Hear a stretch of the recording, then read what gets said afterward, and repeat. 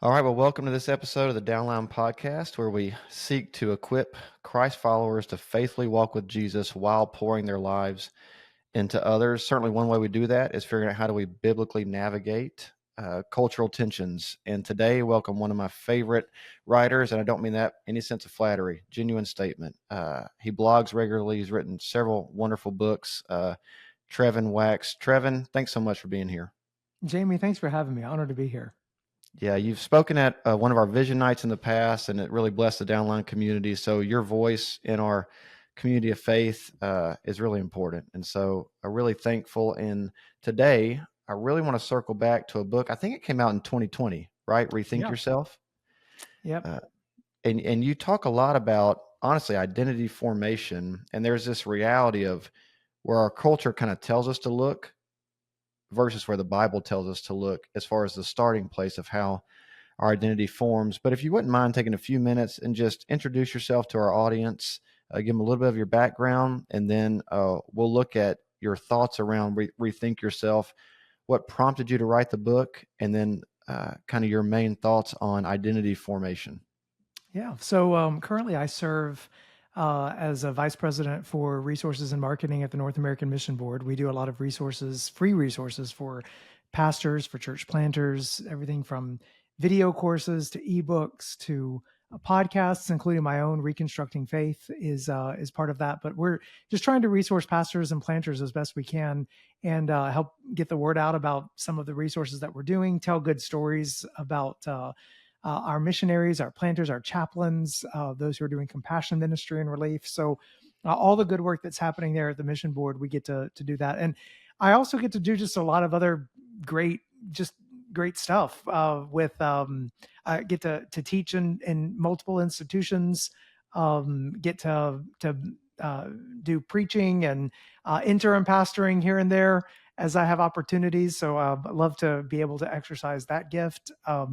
I did mission work in Romania for a Mm. while, and that has given me something of a cross-cultural sensibility, I think, when it comes to missions, and when it comes to our what the Mm. Great Commission is and what our calling is, and how we're seeking to reach people, and how we're seeking to present the gospel in a way that's comprehensible to the culture around us, but also doesn't remove that sharp edge of confrontation that has to also be there for the gospel to really to take root, to be powerful. So so we live in Tennessee. We've got 3 kids, and it's just great to be able to serve the Lord in the different ways that He's given me.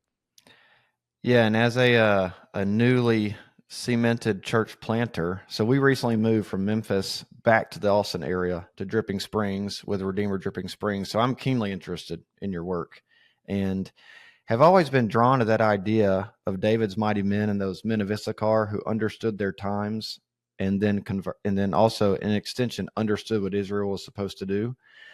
And that's where your voice has been so valuable to me, and I'm excited about today, because even when I was finishing my doctorate at Talbot and reading through Carl Trueman's work on identity, what I loved about Rethink Yourself was both the content and the accessibility, which I think is really powerful. And if you wouldn't mind launching in, kind of tell our audience that maybe hasn't read it or isn't familiar with what led you to write Rethink Yourself, and then what's your main kind of thesis. And if you were to say, hey, I hope people take this away when they're done reading, what would that be? Yeah, there's a lot of good books out there now. You just mentioned Carl Trueman's work that are tracing the philosophy of expressive individualism. This idea that the purpose of life is to look within yourself, to discover yourself, define yourself by your deepest desires, and then express that to the Mm. world for the world's affirmation and celebration.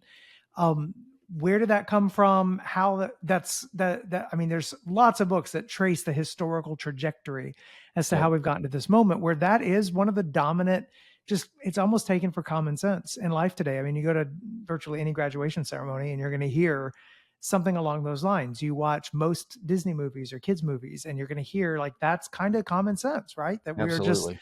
we need to be true to ourselves. We need to be ourselves. And so what I wanted to do with Rethink Yourself was to take some of that conversation out of the sort of ivory tower of academia and to write a book that never would even use the term expressive individualism, Mm, except in the footnotes or in the endnotes.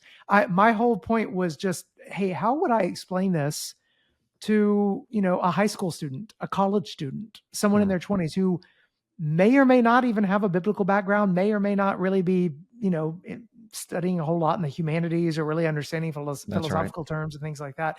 And so the idea was, if I could explain this in a way that would be helpful, accessible, easy to understand, to remember. And so I put together this sort of construct that the common sense way of thinking about life and our purpose and meaning and significance in life today is this look in approach to life. Well, Hmm. in terms of priority, you look in first to discover yourself by your deepest desires and define yourself. Then you look around to the people around you for affirmation and acceptance. And then if you still need some kind of feeling of transcendence or spirituality or whatnot, then you'll look up to God for Mm, that. So in terms of priority, though, it's you look in first, then around, then up. And I wanted to show that that's not common sense for people, for mm, most people throughout history, or most people around the world today. Actually, mm, in many traditional societies, it begins with look around. It's not the individual that you as the individual who defines yourself. It's the community tells you this is your mm, role, this is your place. So many societies have been a look around first, then look up to God or to some kind of sacred sure, order that sort of sure. underpins things, and then you look in with the freedom that you have left over, basically. Some of our world, the look in approach is actually a response to some of the challenges and the problems in that look around approach. But what I wanted Mm, to do was show how the Bible actually flips this completely upside down. It doesn't go with the look around approach first or the look in approach first. It actually tells us first we look up to God. Uh, we see his design. We see what it means for us to be defined by him. Then we look around to the community of faith that God has grafted us into, the family of God that we belong to. And finally, we look in and we look at what our own unique contribution is going to be to building up the body, to bringing glory to mm, God. And mm, it's only there that we actually find our happiness. So it's really another way of saying, you may have heard this before, God first, others second, me third. I mean, sure.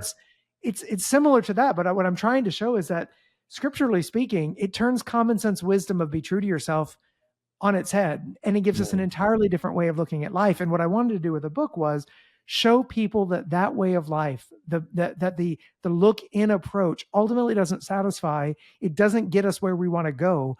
The look up approach, even though it's counterintuitive, is mm. is is is the better way. What you mentioned most cultures around the world start with look around and then maybe look up and then look in. What is it about the cultural shifts? I read what I really enjoyed a book by Mark Sayers years ago, Disappearing Church. Yeah. And he talks about the cultural shifts. And one is there's a biblical anthropology where we would start from that talks about our innate brokenness and inherited guilt, corruption, sin. And there's a cultural anthropology that says we're inherently good. And if we're inherently good, we should trust our desires, and thus our desires then can lead us into truth. And I find that not just true in, if we were just to say kind of the world outside the church, you meet a lot of younger Christians, that's almost taken for granted as a theological reality that we're inherently good and we should trust our desires. How do you interact with a younger generation? Because a lot of our people are discipling younger Christians from 20-year age gap. What's your starting place with trying to get someone to not look in and not take for granted this kind of cultural dialogue that's seeped into a lot of their faith? Well, one approach would be to just, rail against this look in approach to life. I don't think that's really effective, because Hmm. if people are already bought into sort of the common sense thinking, they've never really interrogated it. Sure. I don't think that just, railing against it constantly is the way to go. I think where you want to go is you want to invite people to interrogate some of the beliefs they've never questioned before. Oh, that's good. And so if this is common sense thinking, well, okay, that may be widespread and prevalent, but people can be wrong. So the question you got to ask is, hey, are you willing to put on the table some of the things that you've taken for granted to be true? So Hmm. number one, you got to help them see, and people hear that they want to rise to that challenge, right? So Hmm. I think first you got to invite them into a posture of interrogating some of the things that everyone just sort of takes for granted in our culture. But then the second thing I think that's really important when we're talking with young people in particular is the question of what your desires are and what you Mm, want the most is far more complicated than people recognize. okay. Um, our desires are in conflict. Our desires change. Our desires are not, this sort of stable sense of identity. Our desires are way more socially conditioned than we even like to think that they are. Hmm. So this idea that you're going to look inward without the input from other people, without, just basically you can escape your sort of culture, family, church, heritage, background, whatever it might be. And somehow you're going to discover this pristine, unique core of essence that makes you you apart and in contrast to all those other things.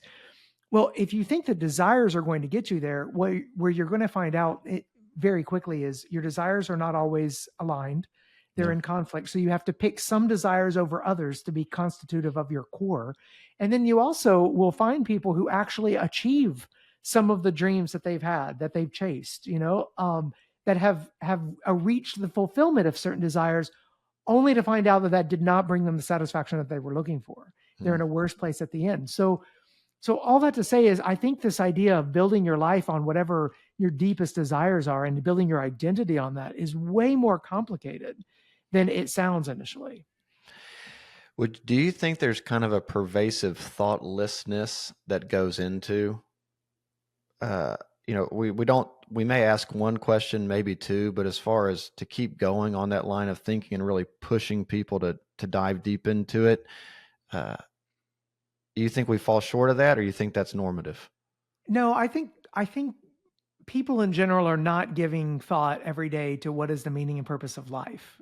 Now, Sure. they have answers to that question because they're living according to what they actually believe to be the answer to that question. Now, it may not be that they're actually aware of exactly how they would articulate it, but everybody has Mhm. an answer to that question. I think most people are just getting through day-to-day life.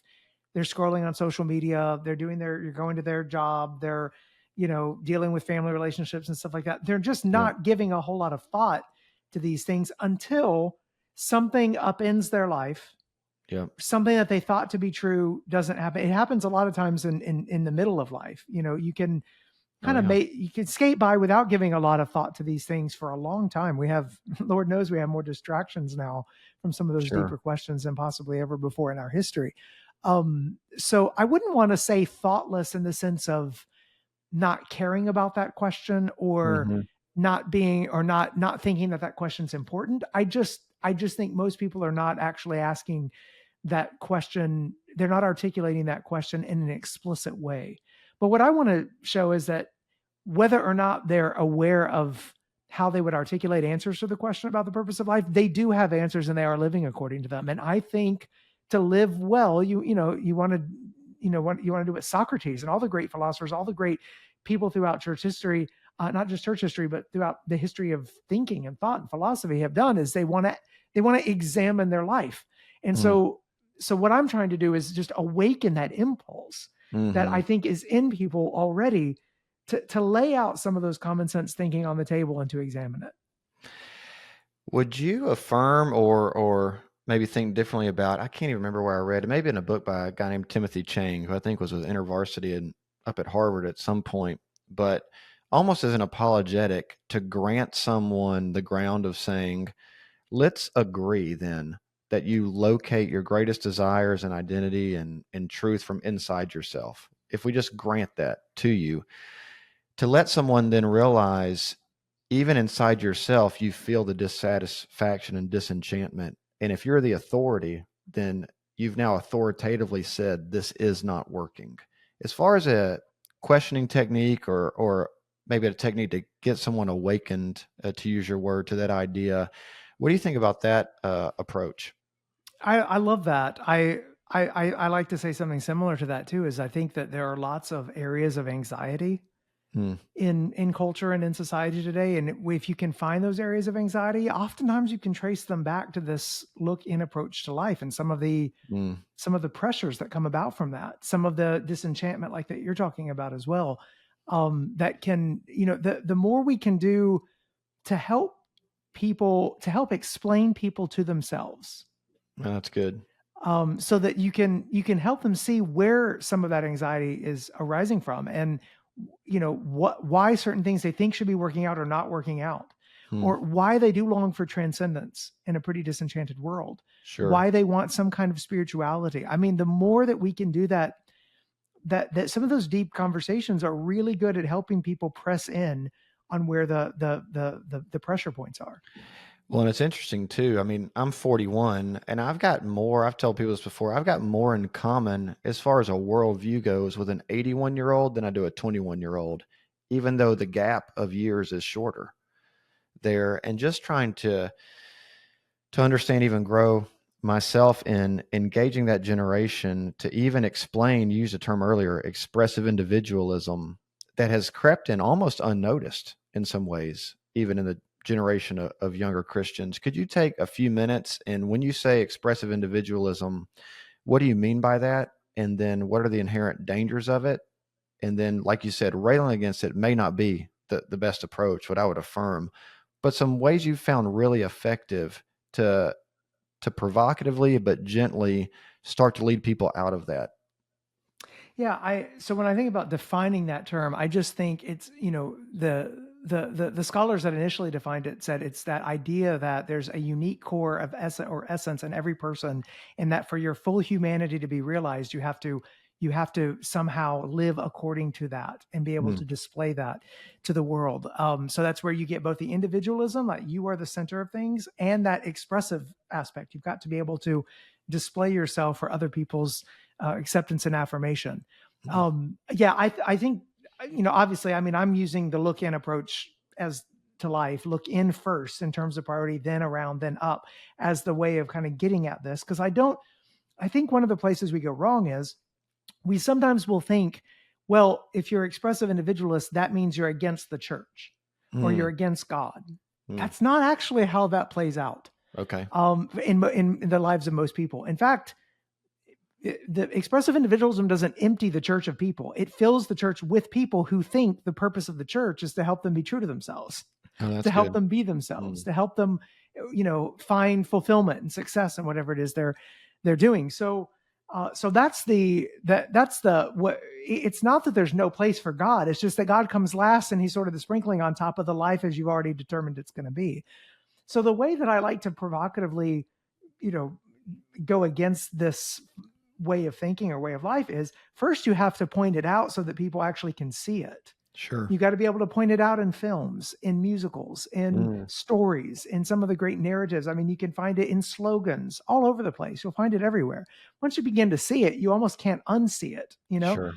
And so I like to point out that, hey, this is what the world says, but Jesus says something better. And Mm, so the way to come against it is not just to confront the problems with it, although that's one area, but it's to help the person see this way of life that you think is going to bring fulfillment actually won't. And if you're honest with yourself, it already is not. It's already not working out the way that it sounds exhilarating at the beginning and may feel that way for a time, but eventually it becomes exhausting. This yeah. sort of having to self-create all the time and find your own identity and reinvent yourself online over and over and over again, or whatever it might Mm, be. And so what I'm trying to do is to press into those areas of anxiety so that you can show people why this way of life doesn't actually work, and then point them to the Bible, which is the better way, the true way, and in a way that's going to stir up interest in that way of life. I want people to, if they decide they're going to reject the Bible's way of defining meaning and significance and purpose of life and meaning in the world, if they reject that, I want them to know what they're actually rejecting, yeah, that and makes to sense. show them how the gospel is different from this common sense way of thinking that we see everywhere in our world. I love that. What would you say? Let's say, you and I are both in our 40s, and let's say we're sitting down with someone uh, in their 20s, late teens, maybe they're finishing high school, going to college, and you go, man, here's a set of 3, 4, 5 really good questions. Because I think a lot of our people are going to go, man, I like theologically, philosophically, I agree. I get it. But it's that first step of what do I actually do? And I think the good questions that they're not combative, maybe they're a little bit disarming. Uh, do you have any of those or that you could share with me and our folks of things you found pretty effective as far because Jesus was great at asking questions, For right? I mean, sure. it's one of his biggest approaches of drawing people out of themselves. So, any thoughts on that? Yeah, I don't have any like specific questions, like almost like a kind of in a formulaic way to like walk Right. through talking about expressive individualism. Generally speaking, the beautiful thing about this, Jamie, is that if you're talking to people about life in the West in the 21st century, you're going to bump up against this philosophy again Mm, and again in mm, just good, robust conversations with other people. So I think questions that draw people out to where they're explaining their way of thinking, their way of living, why they are making some decisions that they are. Those are the questions to go for. It begins, I think, not with a set list, but more of a it really begins with mhm. curiosity about the person in front of you, and That's wanting good. to know, and asking, questions. You're probably familiar with why questions behind what. So Hmm. you ask someone about what they're planning to do.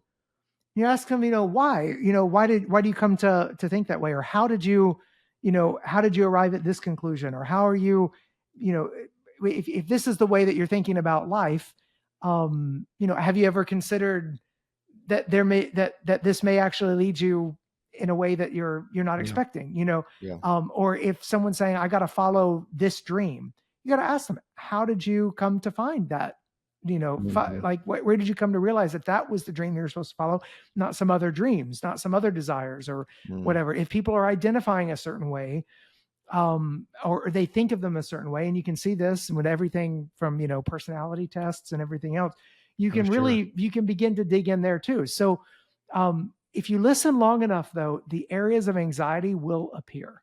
Yeah, I love that. And I love that term you keep using, areas of anxiety.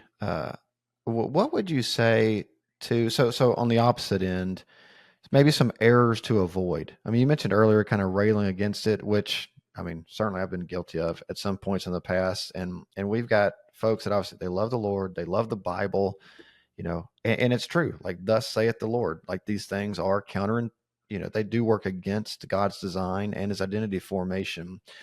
But maybe some knee-jerk reactionary things or just common practices, whether it be in churches or organizations you've witnessed, that you're kind of going, hey man, if we can kind of move away from that, then that's a lot more helpful.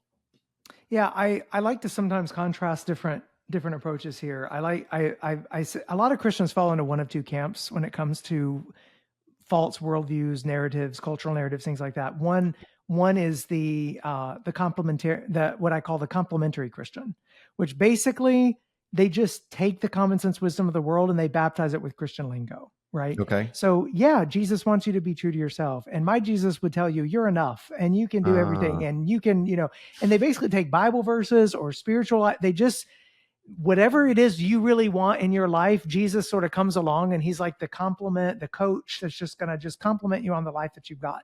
mm, That's one approach. And you can see this a lot on like hmm. Facebook and like, Oh yeah. I mean, you can just see this, like just that sort of complimentary approach. The other approach is this sort of lie detector. I call them lie detector Christians.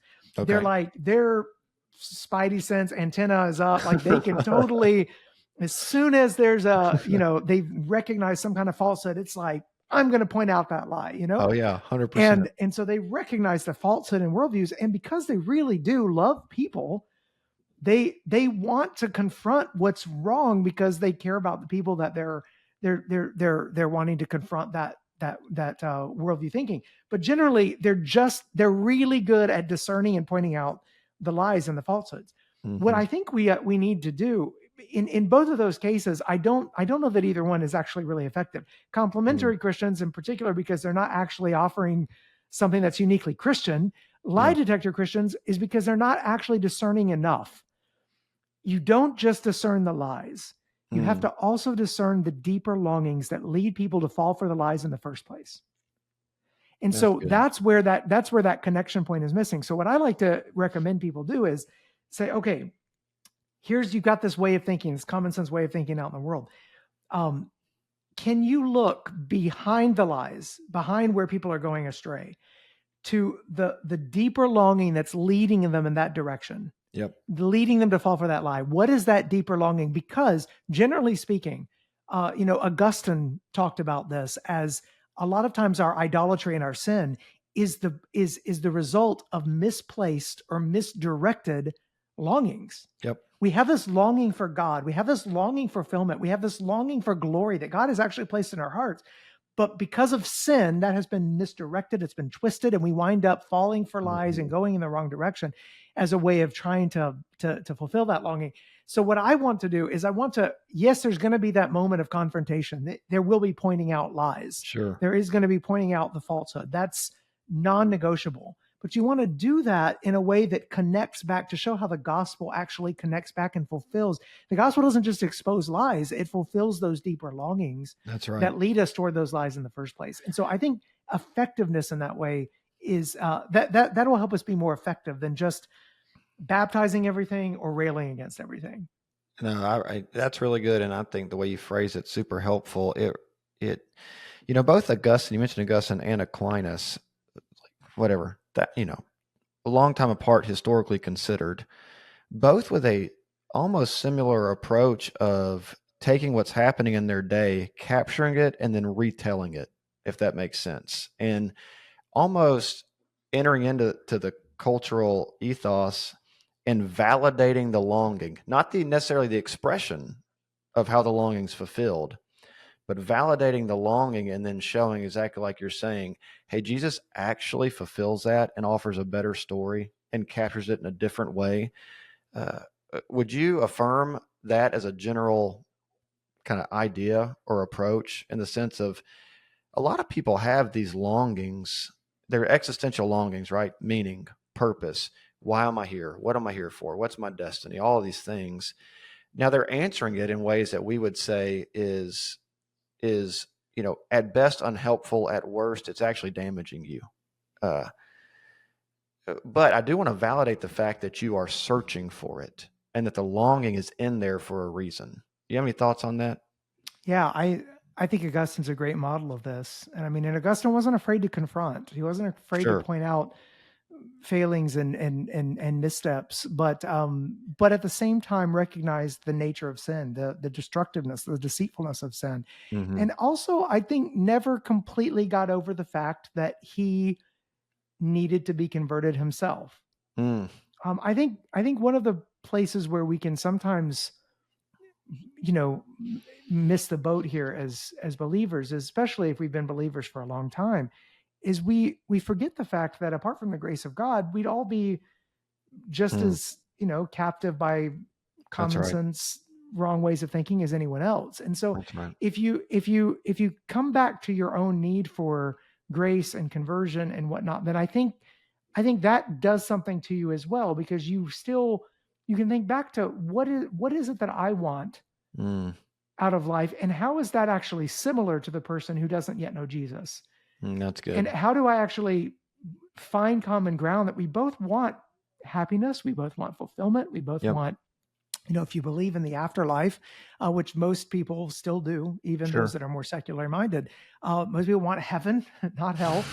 So I think when we think about those, when we can find that common ground at the level of longing, it helps us be able to have the conversations about what's actually going to get us there. And Mm. that's where I think we can bring scripture in, and then knowing scripture is true and it's all powerful, and the word, I mean, the spirit of God is at work when the Mm. word is being opened, when the word is being preached, when it's being read, when it's being recited. I mean, recognizing at the end of the day, the power of God in the gospel described in the scriptures is going to be what makes the difference. Yeah, and we're launching into Ephesians out here at Redeemer, and just thinking through Paul's reminder. He goes through this incredible gospel truth of chapter 1, and then chapter 2 is almost this, hey, remember you were dead, not like sort of barely breathing, needing it like you were dead in your trespasses and sin, but God in his great mercy makes us alive in Christ. And yeah, I'm guilty of exactly what you said. You almost forget how lost you really were. Yeah. And Yeah, there's a and sense it's of, like that. It's easy for us all to do that, or to think that someone who seems far from God, that it'll take a miracle for them to become a Christian. Well, that's of right. course, it takes a miracle for anyone to become a Christian. It's That's always a right. miracle of God That's when right. someone's That's right. converted. Well, hey, I would just want to say for our listeners, hey, Trevin blogs regularly. Rethink Yourself. It's about 4 years old now, but just as applicable, maybe more so in our, what's happening in culture. Uh, really recommend it as a resource. And Trevin, just want to say from Downline to you, hey, thanks a ton for your time. Thank you so much for having me, Jamie.